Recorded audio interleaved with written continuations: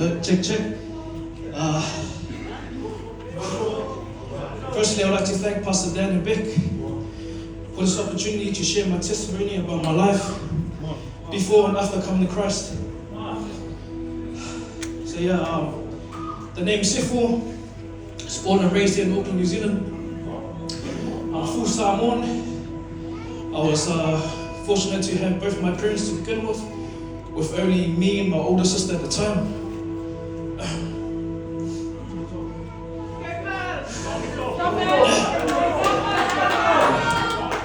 It wasn't about until I was 3 to 4 years old when my dad ended up leaving us. But a few years later, my stepdad came into our lives, which later on led me to become the second eldest of 5. So as your typical island family, church was a must for us. And every Sundays we would always be attending church services. And to me, I thought, just by going to church, I'm going to heaven. But the reality of the fact is, I knew of God, but I didn't have a personal relationship with Him. So, growing up as a young kid, with my older sister being disabled, my parents, they would always depend on me to do everything. They would put so much pressure on me. So I basically became like a third parent towards my siblings. I was cooking, I was cleaning. At the same time, I was doing good at school, getting straight A's throughout my school days. And all these things, I was doing it to make my parents happy. I was trying to make them proud. But they showed me nothing but tough love.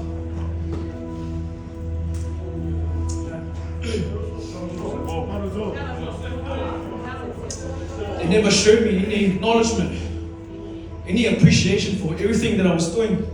For the hard work I was putting in school, they showed me nothing. All I wanted for them to do was to say, son, well done. We love you, son. But they showed me nothing. It's just a hard Samoan life.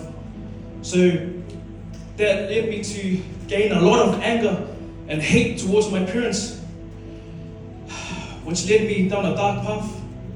Come my teenage years, I was like, you know what? I had enough. I'm tired. I'm sick of doing everything in the house. I'm tired of doing everything for my parents. I get nothing. I was just angry. Which led me to run away from home. From there, I ended up joining the gangs, which led me into deep sin.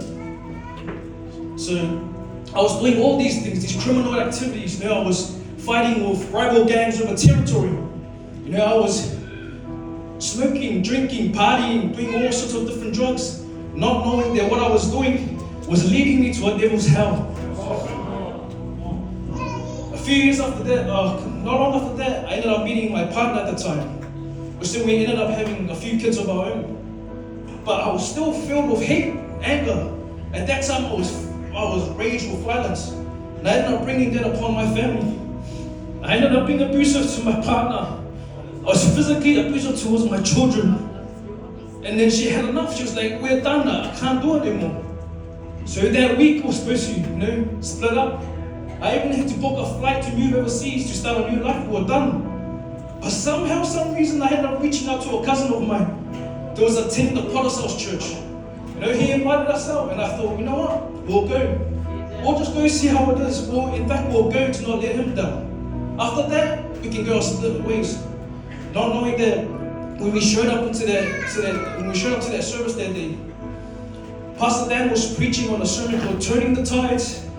When he mentioned something about in life, you're trying to head towards a positive direction, but your flesh continues to pull you back into that same negative direction. And in order for us to continue to push forward, to move forward towards the direction that God has for you, is to continue to fight. Do not give up. And they convicted me. I was like, man, the situation I'm in, do I give up? Do I just leave? But it convicted me so bad at the end of that night, or at the end of that day, me and my partner at the time surrendered ourselves and gave ourselves to Christ.